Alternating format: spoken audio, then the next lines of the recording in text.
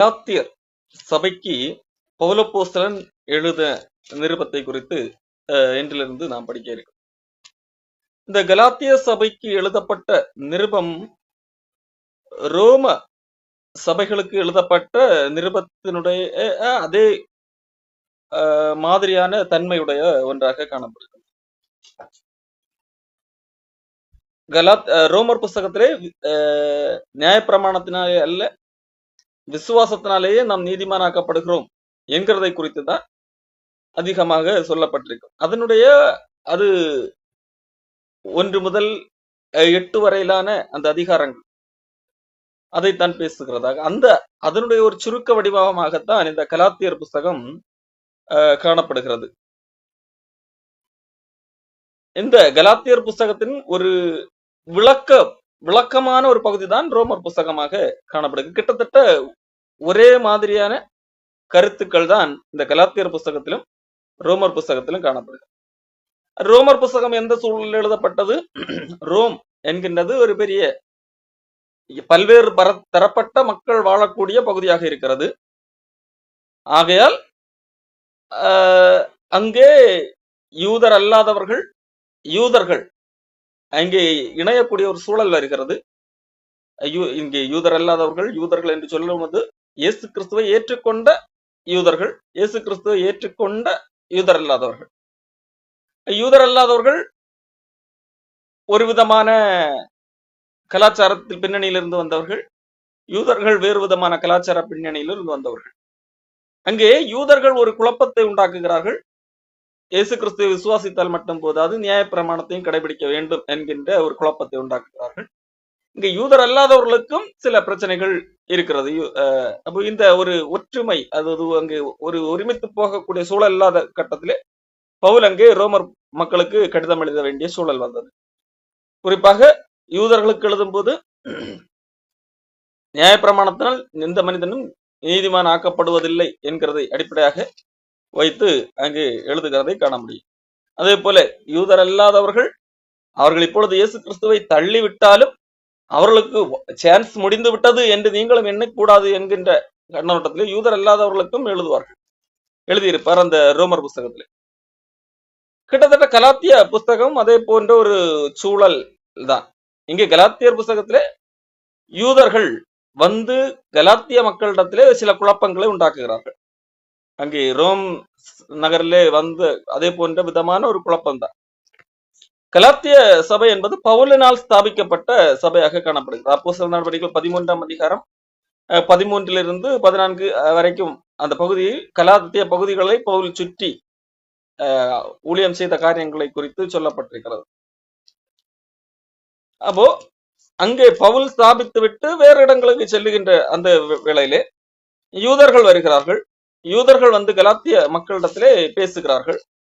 பேசும்போது, நீங்கள் இயேசு கிறிஸ்துவை ஏற்றுக்கொண்டால் மற்றும் பரலோகம் போய்விட முடியாது, நீங்கள் நியாயப்பிரமாணத்தை கடைபிடிக்க வேண்டும், நியாயப்பிரமாணத்திலே உள்ள விருத்த சேதனம் செய்ய வேண்டும், அதிலே உள்ள எல்லா சடங்குகளையும் மறுபடியும் கடைபிடிக்க வேண்டும், அப்பொழுதுதான் முழுவதுமாக கடவுளால் காப்பாற்றப்பட முடியும் என்கிற விதமாக போதித்தார்கள். ஆகவே அந்த யூதர்களின் குழப்பத்துக்கு உட்படுத்தப்பட்ட கலாத்திய நாட்டு மக்கள் அந்த சபைக்கு பவுல் அப்போஸ்தலன் கடிதம் எழுத வேண்டிய சூழல் ஏற்பட்டது. அதைத்தான் இங்கே கலாத்திய சபைக்கு கடிதமாக எழுதுகிறார். கலாத்திய சபை என்பது வெறும் ஒரு சபையை, ஒரு இடத்திலே இருந்த ஒரு சர்ச்சை குறிப்பது அல்ல, ஒரு இடத்திலே கூடுகின்ற கூட்டத்தை குறிப்பது அல்ல. அங்கே கலாத்திய என்கின்றது ஒரு பெரிய ஒரு பகுதி.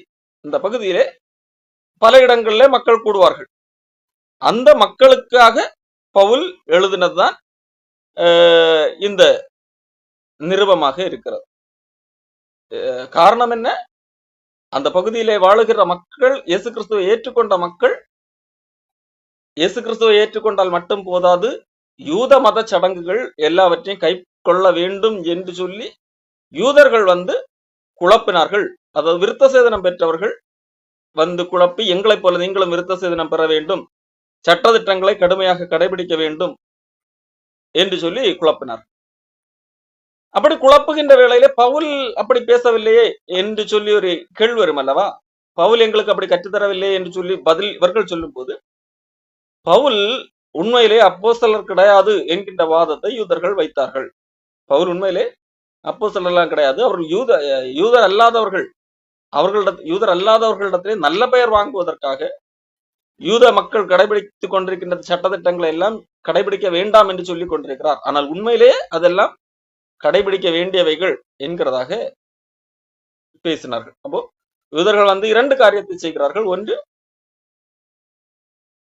இயேசு கிறிஸ்துவை விசுவாசிப்பதன் மூலமாக மட்டுமே நாம் நீதிமான்களாக்கப்படுகிறோம் என்கின்ற அந்த போதனைக்கு எதிராக, இல்லை இல்லை, நீங்கள் விசுவாசித்தால் மட்டும் போதாது, ஏற்கனவே யூத மதத்தில் இருக்கிற எல்லாவித சடங்குகளையும் பின்பற்ற வேண்டும் என்று சொல்லுகிறார்கள்.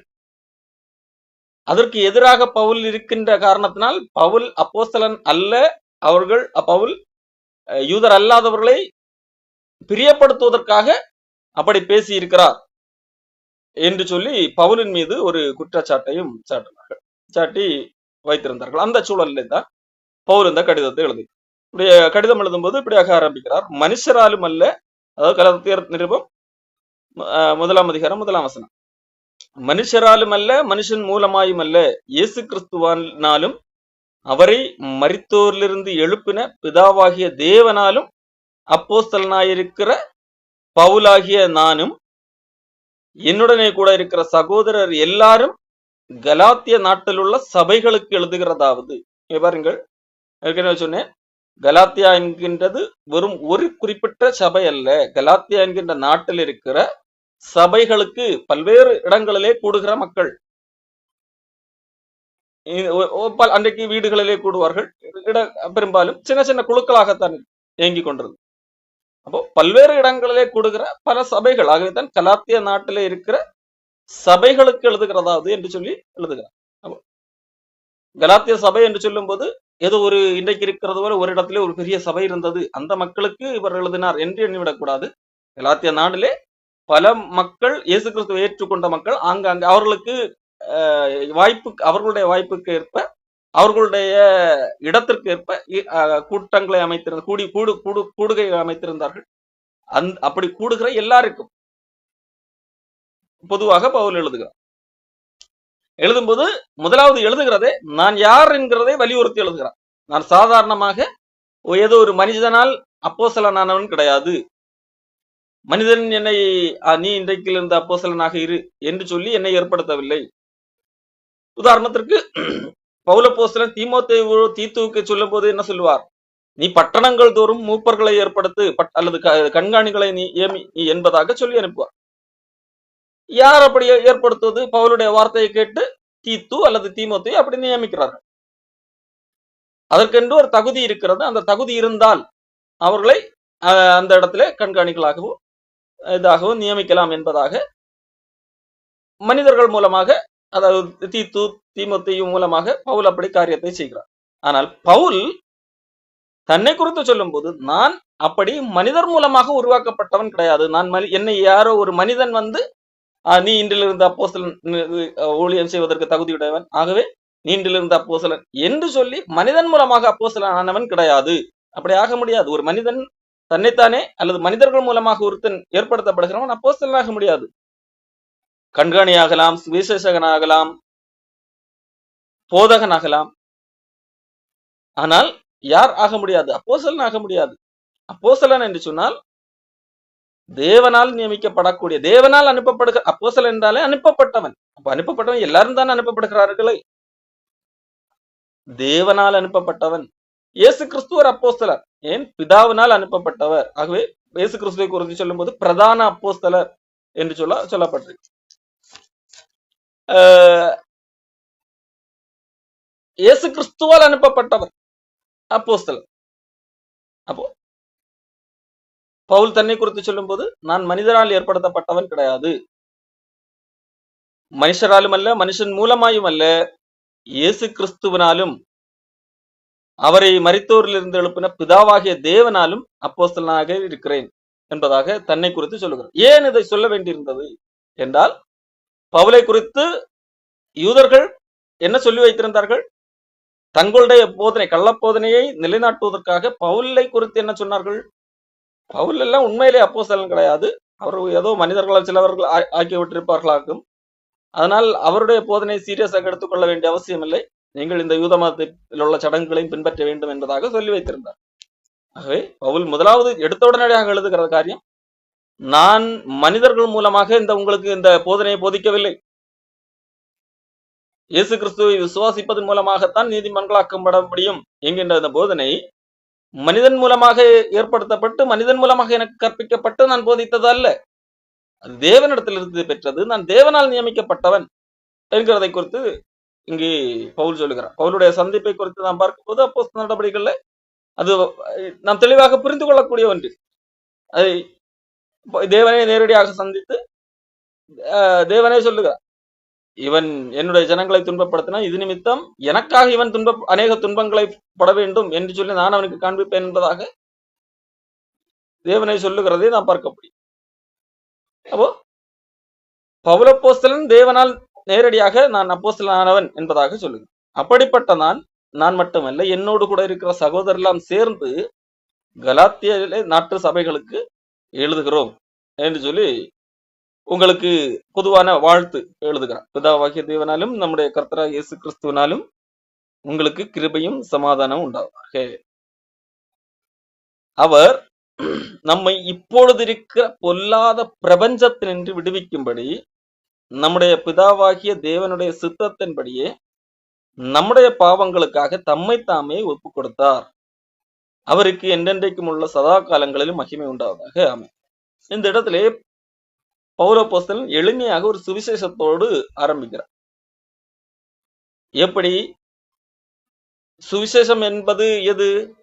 1 கொரிந்தியர் 15ஆம் அதிகாரத்திலே பவுல் கொரிந்து மக்களுக்கு எளிமையாக ஒரு வரியிலே சொல்லி முடிக்கிற ஒரு காரியம். நான் உங்களுக்கு பிரசங்கித்த சுவிசேஷத்தை மறுபடியும் சொல்லுகிறேன் என்று சொல்லுகிறார். என்ன? நான் அடைந்தது உங்களுக்கு பிரதானமாக ஒப்புவித்ததும் என்னவென்றால், கிறிஸ்துவானவர் வேத வாக்கியங்களின்படி நமது பாவங்களுக்காக மரித்து அடக்கம் பண்ணப்பட்டு வேத வாக்கியங்களின்படி 3ஆம் நாளில் உயிர்த்தெழுந்து. கொரிந்திய மக்களுக்கு சொன்ன ஒரு எளிமையான ஒரு சுவிசேஷம். வேத வாக்கியங்களின்படி நமது பாவங்களுக்காக மரித்தார் என்கிறது தான் இங்கே சுவிசேஷம். கலாத்திய மக்களுக்கும் அதை தான் இங்கு என்ன சொல்கிறார்? நம்முடைய பிதாவாகிய தேவனுடைய சித்தத்தின்படி நம்முடைய பாவங்களுக்காக தம்மை தாமே ஒப்பு கொடுத்தார் இயேசு கிறிஸ்து. எதற்காக? நம்ம இப்பொழுது இருக்கிற இந்த பொல்லாத பிரபஞ்சத்தினின்று விடுதலையாக்கும்படியாக. இதிலே வருகிற சுவிசேஷம் என்ன? பிதாவுடைய சித்தம் நம்ம இந்த பொல்லாத பிரபஞ்சத்திலிருந்து விடுதலையாக்க வேண்டும். அதற்கு நம்மை பாவங்களிலிருந்து விடுதலையாக்கப்பட வேண்டும். அதற்காக பிதாவுடைய சித்தத்தின்படி இயேசு கிறிஸ்து தம்மை தாமே ஒப்பு கொடுத்தார் என்றால் மரித்தார். இயேசு கிறிஸ்து தன்னைத்தானே மரிக்க கொடுத்தார், தன்மை தாமே பாவத்துக்கான பலியாக ஒப்பு கொடுத்தார்.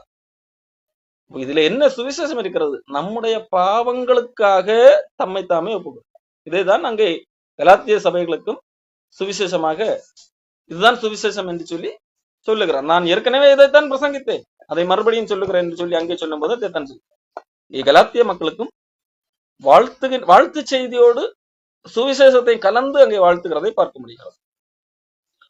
அப்போ சுவிசேஷம் என்பது கார் தருவார், பங்களா தருவார், இந்த கூட்டத்துக்கு வா என்பது அல்ல.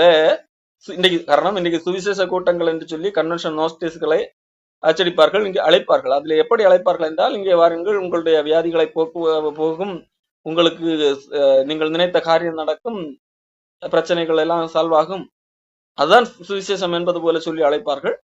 அது அல்ல இங்கே பவுல் சொல்லுகிற சுவிசேஷம். கலாத்திய மக்களுக்கு நம்மை இந்த பொல்லாத பிரபஞ்சத்திலிருந்து விடுதலையாக்க வேண்டும். காரணம், இது இப்பொழுது இருக்கிற பொல்லாத பிரபஞ்சம். இது பொல்லாத பிரபஞ்சம். இந்த உலகம் என்பது பொல்லாததாக இருக்கிறது. ஆகவே தான் பல இடங்களிலே மனிதர்களுக்கே சலிப்பு வருகிறது. நான் நல்லது செய்கிறேன், கெட்டவன் வாழ்கிறான், நல்லது செய்கிறவன் வாழவில்லை, கெட்டது செய்கிறவன் செழிக்கிறான். இப்படிப்பட்ட தடுமாற்றங்கள் எல்லாம் பல மனிதர்களுக்கு வருகிறது அல்லவா? காரணம், இது பொல்லாத உலகம். பொல்லாத காரியங்கள் செய்கிறவர்கள் உலக அடிப்படையிலே முன்னணியில இருக்கிறதாக தோற்றமளிக்கும். இது எல்லா காரணம் பொல்லாத உலகம், பொல்லாத பிரபஞ்சம். உலகம் நாளுக்கு நாள் கெட்டுக்கொண்டு போய்கொண்டே இருக்கும். நாளுக்கு நாள் அநீதி பெருக்கெடுத்து கொண்டே இருக்கும். காரணம் இது பொல்லாதவருங்க, பாவத்தால் கரைபட்ட ஒரு உலகம். இந்த உலகத்திலிருந்தே ஆண்டவர் விடுவிக்க போகிறார். இந்த உலகத்திலிருந்து விடுவித்து அப்போ பொல்லாத அல்லாத ஒரு ஒரு புது இடத்திற்கு ஆண்டவர் மாற்றுகிறார் பொருள். பொல்லாத உலகத்திலிருந்து, பொல்லாத பிரபஞ்சத்திலிருந்து விடுதலை ஆக்குகிறார் என்று சொன்னால், நல்லதான பொல்லாதது என்கின்ற ஒன்றே இல்லாத ஓரிடத்தை ஆண்டவர் நமக்கு தரப்போகிறார் என்ற அர்த்தம். அந்த இடத்திலே வைக்க போகிறார் என்ற அர்த்தம். அப்படி அந்த காரியத்தை செய்வதற்காக இயேசு கிறிஸ்து தம்மை தாமே ஒப்பு கொடுத்தார். எதற்காக? நம்முடைய பாவங்கள். அப்போ அதற்கு அந்த இடத்துக்கு நாம் போக வேண்டும் என்றால் நம்முடைய பாவங்களுக்காக நாம் மரிக்க வேண்டிய அவசியம் இருக்கிறது, நாம் தண்டனை பெற வேண்டிய அவசியம் இருக்கிறது. அதற்காக இயேசு தம்மை தாமே ஒப்பு கொடுத்தார். இது பிதாவுடைய சித்தம். இயேசு தம்மை தாமே ஒப்பு கொடுத்தது பிதாவுடைய சித்தமாக, பிதாவாகிய தேவனுடைய சித்தமாக இருக்கிறது. இதுதான் சுவிசேஷம். அவருக்கு என்றென்றைக்கும் உள்ள சதா காலங்களிலும் மகிமை உண்டாவதாக. ஆமே. அடுத்ததாக எடுத்த உடனடியாக திட்ட ஆரம்பிக்கிறார் பவுலப்போஸ்தலன். உலகம் வாழ்த்தி விட்டு எடுத்த உடனடியாக கலாத்திய மக்களை திட்ட ஆரம்பிக்கிறார். என்ன திட்டுகிறார்? இப்பொழுது சுவிசேஷத்தை சொல்லி வாழ்த்தினார். உங்களை கிறிஸ்துவின் கிருபையினாலே அழைத்தவரை நீங்கள் இவ்வளவு சீக்கிரமாய் விட்டு வேறொரு சுவிசேஷத்திற்கு திரும்புகிறதை பற்றி நான் ஆச்சரியப்படுகிறேன். பாருங்கள், நீங்கள் சுவிசேஷத்தை விட்டு திரும்பி விட்டீர்கள். நான் ஏற்கனவே சுவிசேஷத்தை போதித்து வைத்திருந்தேன், அதை இப்பொழுது இங்கே சொல்லுகிறார். அந்த சுவிசேஷத்தை விட்டு விட்டு வேறொரு சுவிசேஷத்துக்கு திரும்புகிறீர்கள். வேறொரு விதமான ஒரு காரியத்தை சுவிசேஷம் என்று சொல்லி போதித்தான், அங்கே திரும்பி விட்டீர்கள். வெகு வேகமாக சில நாட்களுக்கு முன்பதாக தான் உங்களோடு கூட இருந்து போதித்தேன். அதற்குள்ளாக நீங்கள் என்ன செய்து விட்டீர்கள்? வேறு பக்கமாக திரும்பி விட்டீர்கள். அதை குறித்து எனக்கு ஆச்சரியமாக இருக்கிறது, அவ்வளவு அழகாக போதித்தேனே என்பதாக. இங்கே அதை குறித்து பவுல் சொல்லும் போது, உங்களை கிறிஸ்துவின் கிருபையினாலே அழைத்தவரை, இங்கு கிறிஸ்துவின் கிருபையினாலே ஆண்டவர் அழைத்தார். அது எப்படி உங்களுக்கு தெரிந்தது? சுவிசேஷம் மூலமாக அறியப்பட்டது. சுவிசேஷம் என்பது என்ன? நீங்கள் பாவிகளாக இருக்கிறீர்கள், ஆண்டவர் உங்களை அழைக்கிறார், அவர் உங்களுக்காக ஒப்பு கொடுக்கப்பட்டார். உங்களால் அவருக்கு முன்பாக நிற்கக்கூடிய அந்த தகுதியை அடைய முடியாது. நீங்கள் என்ன சடங்கு செய்தாலும் தேவனுக்கு முன்பாக நிற்கக்கூடிய அந்த தகுதி அடைய முடியாது. ஆகவே தான் தேவன் தம்மை தாமே ஒப்பு கொடுத்தார். அதை நீங்கள் விசுவாசிக்கும் போது ஆண்டவர் இரக்கமாக கிருபையாக உங்களை தம் பக்கத்திலே சேர்த்துக் கொள்கிறார். தேவனுக்கு முன்பாக நிற்கக்கூடிய தகுதியை தருகிறார். இது எப்படி? உங்களால் உண்டானது அல்ல, கிருபையினாலே ஆனது. கிருபையினாலே உங்களை அழைத்திருக்கிறார். ஆனால் நீங்கள் அதை விட்டு வேறொரு சுவிசேஷத்துக்கு திரும்புகிறீர்கள். வேறொரு சுவிசேஷத்துக்கு திரும்புகிறீர்கள். அதை பற்றி எனக்கு ஆச்சரியமாக இருக்கிறது. வேறொரு சுவிசேஷம் அப்படி கிடையவே கிடையாது. நீங்கள் நம்புகிறது, நீங்கள் சுவிசேஷம் என்று நம்பிக்கொண்டிருக்கிறீர்கள். அப்படி ஒரு சுவிசேஷமே உண்மையிலே கிடையாது. ஒரே ஒரு சுவிசேஷம் தான். அந்த சுவிசேஷம் நான் உங்களுக்கு தெளிவாக சொல்லிவிட்டேன். ஆனால் நீங்கள் அந்த சுவிசேஷத்தை விட்டு வேறொரு சுவிசேஷம் என்று ஒன்றுக்கு திரும்பி விட்டீர்கள். அது சுவிசேஷமே கிடையாது. காரணம் ஒரே ஒரு சுவிசேஷம் தான். நான் சொல்வது சுவிசேஷம் என்றால் வேறு எதுவுமே சுவிசேஷம், அதற்கு எதிராக உள்ள வேறு எதுவுமே சுவிசேஷம் கிடையாது என்கிறதை பவுல் தெளிவுபடுத்துகிறார். வேறொரு சுவிசேஷம் இல்லையே. சிலர் என்பது அன்றைக்கு இந்த மக்களை குழப்பின யூதர்கள். சிலர் உங்களை கலகப்படுத்தி கிறிஸ்துவனுடைய சுவிசேஷத்தை புரட்ட மனதாயிருக்கிறார்களே அல்லாமல் வேறு அல்ல. உண்மையிலே வேறொரு சுவிசேஷம் என்றெல்லாம் கிடையாது. ஒரே சுவிசேஷம் தான். சிலர் என்ன செய்கிறார்கள்? உங்களை கலகப்படுத்துகிறார்கள். உங்களை கலங்கடித்து தங்களுடைய வார்த்தைகளின் ஜாலங்களினால்,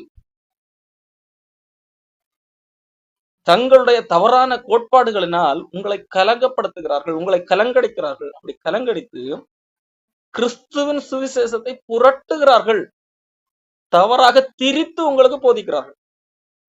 உங்களுக்கு கேட்கும் போது அதுவும் சரி போலத்தான் தோன்றும். புரட்டுகிறவர்களாக இருக்கிறார்கள். புரட்ட மனதாக இருக்கிறார்கள், எல்லாமே வேறல்ல. அவர்கள் புரட்டுகிறவர்கள், அதாவது திரித்து பேசுகிறவர்கள். அதனுடைய அர்த்தம் ஒன்றாக இருக்கும். இவர்கள் அதற்கு வேறு ஒரு விதமான விளக்கத்தை கொடுப்பார்கள், சம்பந்தமே இல்லாமல் ஒரு விளக்கத்தை கொடுப்பார்கள். இன்றைக்கும் அப்படித்தான் கள்ளப்போதர்கள் செய்து கொண்டிருக்கிறார்கள். தங்களுடைய தவறான கோட்பாட்டை நிலைநாட்டுவதற்காக அவர்கள் என்ன செய்கிறார்கள்? வேத வசனத்தை தான் புரட்டுகிறார்கள். புரட்டி கிறிஸ்துவின் சுவிசேஷத்தை புரட்டுகிறார்கள். ஆகவே தான் பலர் அதுதான் சுவிசேஷம் என்று நினைக்கிறார்கள். அப்படி ஒரு சுவிசேஷமே கிடையாது, இது புரட்டுதல். ஆகவே தான் பலர் அதை கண்டுபிடிக்கிறதில்லை. முழுமையாக இதை நிராகரித்து விட்டு புதிய ஒரு கொள்கை அங்கே ஏற்படுத்தினால் ஒருவேளை மக்கள் கண்டுபிடிப்பார்களாக இருக்கும். ஆனால் இவர்கள் என்ன செய்கிறார்கள்? புரட்டு ஏற்கனவே இருக்கிற அந்த சுவிசேஷத்தை புரட்டி கொஞ்சம் மாற்றி ட்விஸ்ட் பண்ணி ஒரு புது சுவிசேஷம் போல பிரசங்கம் பண்ணுகிறார், பிரச்சாரம் செய்கிறார்கள். கேட்கிறவர்களுக்கு அதுதான் சுவிசேஷம் என்கிறது போல தோன்றுகிறது. இங்கே கலாத்திய மக்களிடத்திலும் அது நீங்கள் இயேசு கிறிஸ்துவை விசுவாசியுங்கள் என்கின்ற வார்த்தை அது இருக்கிறது. ஆனால் கூடவே என்ன செய்ய வேண்டும்? அது மட்டும் போதாது. இயேசு கிறிஸ்துவை விசுவாசித்தால் மட்டும் போதாது, நீங்கள் விருத்த சேதனம் செய்திருக்க வேண்டும். நீங்கள் நியாயப்பிரமாணம் கூறுகின்ற எல்லா சடங்குகளையும் நிறைவேற்ற வேண்டும். அப்பொழுதுதான் நீங்கள் காப்பாற்றப்படுவீர்கள் என்கிறதை பவுல் இங்கே கண்டித்து எழுது. இதை அந்த யூதர்களுக்கு போதித்த அந்த காரியத்தை பவுல் கண்டித்து, நாங்கள் உங்களுக்கு பிரசங்கித்த சுவிசேஷத்தை அல்லாமல், நாங்கள் என்று சொல்லி இங்கே பவுல் சொல்லும் போது தன்னையும் அப்போஸ்தலர்களையும் உள்ளடக்கி பேசுகிறார். நாங்கள் சுவிசேஷத்தை யாருக்கு ஆண்டவர் யார் வழியாக தந்தார்? அப்போஸ்தலர்கள் வழியாக தந்தார். ஆண்டவர் இயேசு கிறிஸ்து இந்த பூமியில வாழ்ந்த போது அப்போஸ்தலர்களை ஏற்படுத்தினார். அவர்கள் மூலமாக தான் தன்னுடைய பிரசங்கத்தை அல்லது தன்னுடைய சுவிசேஷத்தை பிரசித்தப்படுத்துகிறார். பவுலப்போஸ்தலன் பின்னர் வந்திருந்தாலும் பவுலப்போஸ்தலன் தேவனை அழைத்துதான் நேரடியாக கொடுக்கிறார். அதை கலாத்தியர் புஸ்தகத்திலே பின்பு அவர் விளக்கமாக கூறுவார், தான் எப்படி அப்போஸ்தலன் என்கிறது. அப்போ நாங்கள் சுவிசேஷத்துக்கு எது சுவிசேஷம் என்று சொல்லி உத்தரவாதம் அளிக்கக்கூடியவர்கள் யார்? இதுதான் சுவிசேஷம் என்று சொல்லி அதிகாரப்பூர்வமாக அறிவிக்கக்கூடிய தகுதி யாருக்கு இருக்கிறது என்றால், ஒன்று கடவுளுக்கு இருக்கிறது, அடுத்து கடவுள் வழியாக நேரடியாக பெற்ற அப்போஸ்தலர்களுக்கு இருக்கிறது. காரணம், அவர்கள் நேரடியாக கடவுளிடத்திலிருந்து தொடர்பு உடையவர்கள், நேரடியாக கடவுளிடத்திலிருந்து பெற்றவர். இப்போ வேறு யார் எதை சொன்னாலும் அது உண்மையான சுவிசேஷமா இல்லையா என்று சொல்லி தெரிய வேண்டும் என்றால் யாரிடத்திலே போய் கேட்க வேண்டும்? அப்போஸ்தலர்களிடத்திலே தான் போய் கேட்க வேண்டும். அப்போஸ்தலர்கள் சொன்ன சுவிசேஷம் இதுவும் ஒன்றுதானா, இல்லை அப்போஸ்தலர் சொன்னது இதுவும் வேறு வேறாக இருக்கிறதா? ஒருவேளை அப்போஸ்தலர் சொன்ன சுவிசேஷம் வேறாக இருக்கும் என்றால் யார் சொன்னது சரியாக இருக்கும்? அப்போஸ்தலர்கள் சொன்னது சரியாக இருக்குமா, இல்லை இவர் வேறு யாரெങ്കിലും சொன்னது சரியாக இருக்குமா? அப்போஸ்தலர்கள் சொன்னதுதான் சரி. ஏனென்றால் அப்போஸ்தலர்கள் தான் தேவனிடத்திலிருந்து நேரடியாக பெற்றவர்கள். ஆகவே நாங்கள் உங்களுக்கு பிரசங்கித்த சுவிசேஷம், சுவிசேஷத்தை பிரசங்கிக்கக்கூடிய அல்லது அதை இதுதான் சுவிசேஷம் என்று சொல்லி நிர்ணயிக்கக்கூடிய அந்த ஒரு தகுதி ஆண்டவர் யாருக்கு கொடுத்தார்? அப்போஸ்தலர்களுக்கு கொடுத்தார். அவர்கள் சொல்வதுதான் சுவிசேஷம். காரணம், அவர்கள் வழியாகத்தான் கடவுள் நமக்கு அதை தந்துள்ளனர். நாங்கள் பிரசங்கித்த சுவிசேஷம் மட்டுமே உண்மையான சுவிசேஷம். அதை மீறி தேவதூதனே வந்து சொன்னாலும் அவன் சபிக்கப்பட்டவனாக இருப்பான். அவன் தேவதூதன் அல்ல, அவன் சபிக்கப்பட்டவன். அதான் நாங்கள் உங்களுக்கு பிரசங்கித்த சுவிசேஷத்தை அல்லாமல் நாங்களாவது, நாங்கள் ஏற்கனவே பிரசங்கித்து விட்டோம், தேவன் சொன்னதை நாங்கள் பிரசங்கித்து விட்டோம், சுவிசேஷம் உங்களுக்கு சொல்லிவிட்டோம். இதை போய்விட்டு நாங்களே வந்து மாற்றி சொன்னால் கூட அது வேறு சுவிசேஷம், அதாவது தவறான, அது ஒரு சுவிசேஷம் அல்ல. அப்படி நாங்களே வந்து மாற்றி பேசினால் கூட நாங்களும் சபிக்கப்பட்டவர்கள் தான் என்கிறதாக அவர் சொல்லு. அடுத்து, வானத்திலிருந்து ஒரு தூதனாவது, வானத்திலிருந்து ஒரு தூதன் வந்து நேரடியாக ஒரு இதுதான் சுவிசேஷம் என்று ஒரு காரியத்தை சொல்லுகிறார். ஆனால் அது பவுல் பேசினதற்கு, பேதுரு பேசின அந்த சுவிசேஷத்துக்கு எதிராக இருக்கிறது என்றால் அவனு சபிக்கப்பட்டவன் தான். அவன் இனிமேல் தூதன் அல்ல, அவன் சபிக்கப்பட்டவன். வேறொரு சுவிசேஷத்தை உங்களுக்கு பிரசங்கித்தால் அவன் சபிக்கப்பட்டவனாக இருப்பான்.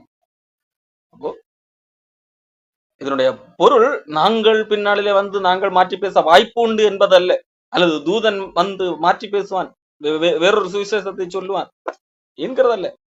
பவுல் இங்கே தான் அல்லது அப்போஸ்தலர்களுக்கு இருக்கிற அந்த அதிகாரம், அப்போஸ்தலர்கள் மூலமாக சொல்லப்பட்டதுதான் உண்மையான சுவிசேஷம் என்கிறதை நிரூபிப்பதற்கான பயன்படுத்துகிற வார்த்தை. நாங்கள் சொல்லுகிற இந்த சுவிசேஷத்தை தவிர வேறு யார் என்ன சொன்னாலும் நம்பக்கூடாது என்கிறதான் அதனுடைய அர்த்தம், உள்ளர்த்தம்.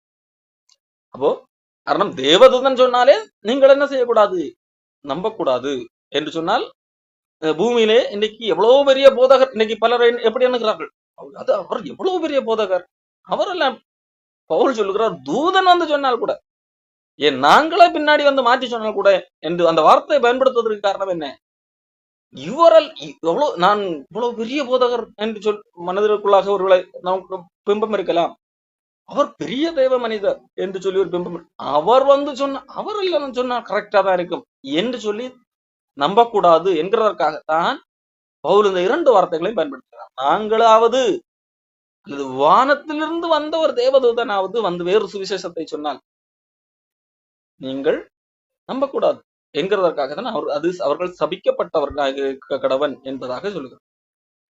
முன் சொன்னது போல மறுபடியும் சொல்லுகிறேன், நீங்கள் ஏற்றுக்கொண்ட சுவிசேஷத்தை அல்லாமல், ஏற்றுக்கொண்ட சுவிசேஷம் எது, இயேசு கிறிஸ்து நம்முடைய பாவங்களுக்காக ஒப்புக் கொடுக்கப்பட்டார், அவர் ஒப்புக் கொடுக்கப்பட்டதால் அவருடைய இரக்கத்தின் அடிப்படையிலே அவரை விசுவாசிக்கும் போது நாம் நீதிமன்றங்களாக்கப்படுகிறோம். இந்த தான் நாங்கள் சொன்னது, இதைத்தான் நீங்கள் ஆரம்பத்தில் ஏற்றுக்கொண்டீர்கள்.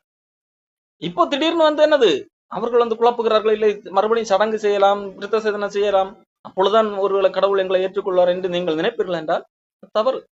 முன் சொன்னது போல மறுபடியும் சொல்லுகிறேன், நீங்கள் எங்கள் மூலமாக பிரசங்கிக்கப்பட்டது ஏற்றுக்கொண்ட அந்த சுவிசேஷத்தை அல்லாமல் வேறொரு சுவிசேஷத்தை உங்களுக்கு பிரசங்கித்தால், வேறொருத்தன் வந்து வேறொரு சுவிசேஷத்தை பிரசங்கித்தால் அவன் சபிக்கப்பட்டவன், அவன் கண்டிப்பாக அவன் வேறொரு சுவிசேஷத்தை பிரசங்கிக்கிறவர்கள் யார், எப்படிப்பட்டவர்கள், அவர்கள் சபிக்கப்பட்டவர்கள். மனித கட்டுப்பாடுகளை, மனித கட்டளைகளை சுவிசேஷம் என்று சொல்லி பெயரிலே திணித்து இதையெல்லாம் செய்தால்தான் கடவுளிடத்திலே போக முடியும் என்று சொல்லி இவர்கள் தங்கள் மனிதர்களாக உருவாக்கின கட்டளைகள், கோட்பாடுகளை கிறிஸ்தவத்தின் பெயரிலே நுழைத்து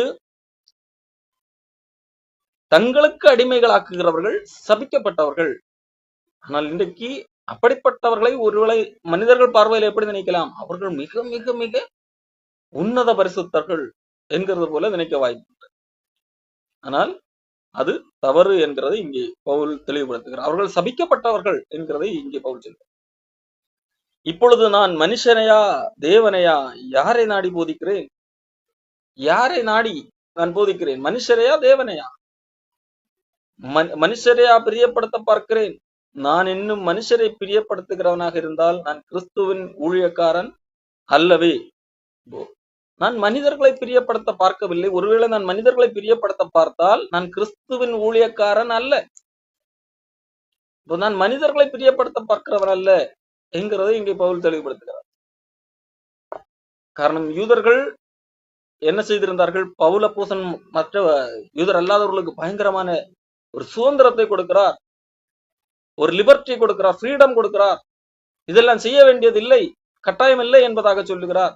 எதற்காக என்றால் அவர்களிடத்தில் நல்ல பெயர் வாங்க வேண்டும் என்கிறதற்காக என்று சொல்லுகிறார். பவுல் இது வைக்க குற்றச்சாட்டுக்கு அவர் விளக்கம் இல்லை, நான் தேவனை நாடி பார்க்கிறேன், மனுஷரை பிரியப்படுத்துகிறவனாக இருந்தால் நான் கிறிஸ்துவின் ஊழியக்காரன் அல்ல. கிறிஸ்துவ கொடுத்திருக்கிற சுயாதீனம் என்கிறது சுயாதீனம், அது நான் கொடுத்ததல்ல. நீங்கள் இந்த சுயாதீனம் கூட மக்களுக்கு இருக்கக்கூடாது, மக்கள் எப்பொழுதும் அடிமை, நீங்கள் உருவாக்குகிற அந்த சட்ட திட்டங்களுக்கு சடங்குகளுக்கு அடிமைப்பட்டுதான் கிடக்க வேண்டும் என்று சிலர் நினைக்கிறார்கள். இல்லை, ஆண்டவர் மக்களுக்கு சுயாதீனத்தை கொடுத்திருக்கிறார். காரணம், மனிதர்கள் எந்தவித சட்ட திட்டங்களுக்கும் அல்லது சடங்குகளுக்கும் உட்பட்டு தங்களை அடிமைப்படுத்தினாலும் அதனால் பயனில்லை. அதான் விஷயம்.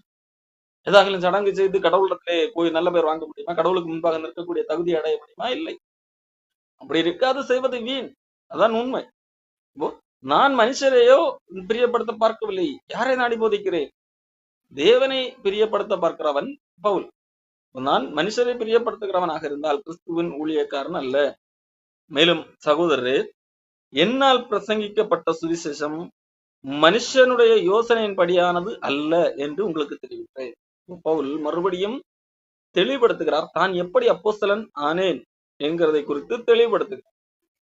நான் மனுஷரிடத்திலிருந்து இதை பெற்றுக் கொள்ளவில்லை, தேவனிடத்திலிருந்து மனுஷ யோசனையின்படி உண்டானது அல்ல என்கிறதை தெளிவுபடுத்துகிறார். தன்னுடைய அப்போஸ்தல தன்மை எந்த அளவுக்கு உண்மையானது என்கிறதை தெளிவுபடுத்துகிறார். என்னால் பிரசங்கிக்கப்பட்ட சுவிசேஷம் மனுஷருடைய யோசனையின்படியானது அல்ல. நான் அதை ஒரு மனுஷனால் பெற்றதும் அல்ல, மனுஷனால் கற்றதும் அல்ல. இயேசு கிறிஸ்துவே அதை எனக்கு வெளிப்படுத்தினார். எப்படி பேதுரு, யாக்கோபு, யோவான் போன்ற அப்போஸ்தலர்கள் தேவனிடத்திலிருந்து நேரடியாக பெற்றார்களோ, அதை போல நானும் நேரடியாக இயேசு கிறிஸ்துவிடத்திலிருந்து பெற்றவன் தான்.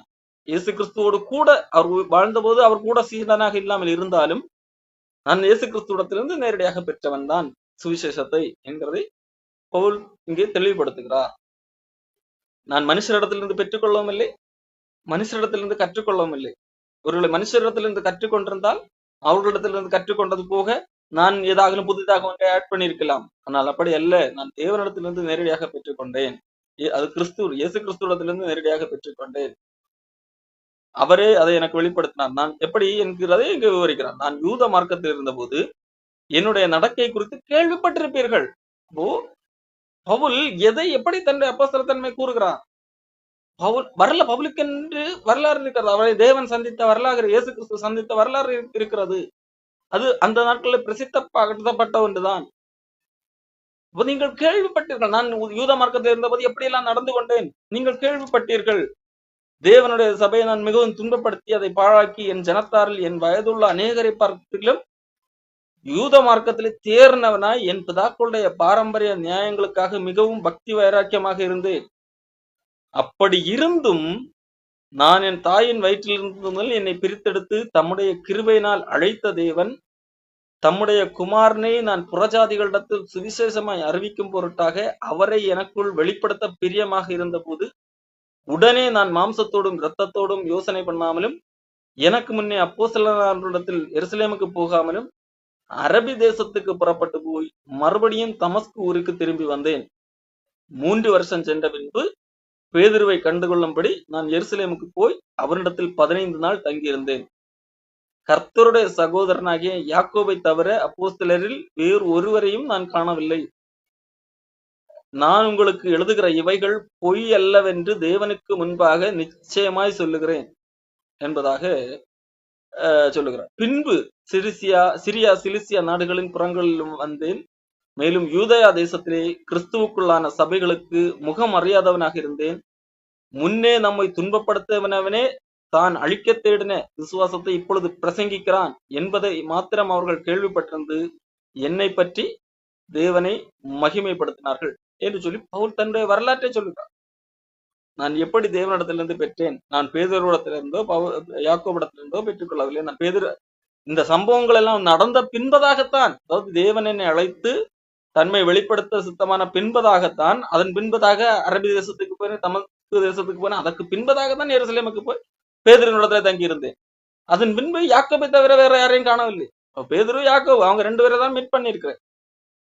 அப்போ அவர்களிடத்திலிருந்து கற்றுக்கொள்வதற்கு முன்பதாகவே தேவன் என்னை சந்தித்தார். ஒருவேளை நான் கண்டது தேவன் அல்ல, நான் பொய் சொல்லுகிறேன் என்று சொன்னால் பேதுரு இருக்கிறார், யாக்கோபு இருக்கிறார், அவர்கள் என்னை எக்ஸ்போஸ் பண்ணியிருப்பார்கள் பவுல் பொய்யர் என்று சொல்லி. ஆகவே நான் தேவனிடத்திலிருந்து பெற்றேன் என்பதற்கு சாட்சி இருக்கிறது. காரணம் இந்த சம்பவங்கள் எல்லாம் முடிந்த பின்பதாகத்தான் பேதுருவை சந்தித்தேன், யாக்கோபை சந்தித்தேன் என்பதாக சொல்லுகிறார். அதன் பின்பதாக அவர்கள் என்னை அங்கீகரித்தார்கள், சபைகளிலே பேச என்னை அனுமதித்திருக்கிறார்கள். அப்போ சபைகளிலே பவுலை குறித்து என்ன பேசினார்கள்? முன்னே நம்மை துன்பப்படுத்தினவனே தான் அழிக்க தேடின விசுவாசத்தை இப்பொழுது பிரசங்கிக்கிறான் என்கிறதை அவர்கள் கேள்விப்பட்டிருந்தார்கள். எப்படி கேள்விப்பட்டார்கள்? மற்ற அப்போஸ்தலர்கள் எல்லாம் அதை பிரசித்திப்படுத்தி இருந்தார்கள். அப்போ பவுல் தன்னுடைய நான் அப்போஸ்தலன் தான், நான் தேவனால் இயேசு கிறிஸ்துவால் நேரடியாக அப்போஸ்தலனாக்கப்பட்டவன் தான், அவரால் நான் சுவிசேஷத்தை பெற்றுக்கொண்டவன் தான் என்பதை நிரூபிக்கிறார். நான் சொல்லுகிறது உண்மை. இதற்கு எதிராக வேறு யார் எந்த யூதன் வந்து பேசினாலும் அதை நீங்கள் கேட்கக்கூடாது. அது அப்படி ஒரு சுவிசேஷம் அவர்கள் பேசுகிறது சுவிசேஷமே அல்ல. அப்படி பேசுகிறவர்கள் சபிக்கப்பட்டவர்கள் என்று சொல்லி, சுவிசேஷம் ஒன்றுதான். அந்த சுவிசேஷம் எது என்கிறதை உறுதிப்படுத்தக்கூடியவர்கள் அப்போஸ்தலர்கள் தான். நானும் அப்படிப்பட்ட ஒரு அப்போஸ்தலன் தான் என்கிறதை முதலாவது கலாத்திய சபைகளுக்கு உறுதிப்படுத்துகிறார். இந்த உறுதிப்பாடு மிக மிக முக்கியமான ஒன்று. அப்போஸ்தலர்களை தவிர வேறு யாரும் எதை வந்து சொன்னாலும் அதை அப்போஸ்தலர்கள் சொன்னதோடு சோதித்து பார்க்க வேண்டும், ஒற்றுமைப்படுத்தி பார்க்க வேண்டும், பொருந்துகிறதா என்று. அதற்கு எதிராக இருக்கிற பட்சத்திலே அதை நிராகரிக்க வேண்டும். அவர்கள் சபிக்கப்பட்டவர்கள், அவர்கள் தங்கள் சாபத்தை விரும்பி பொய்யாய் போதிக்கிறார்கள், அல்லது வசனத்தை திருப்புகிறார்கள் என்று தெரிகிறது.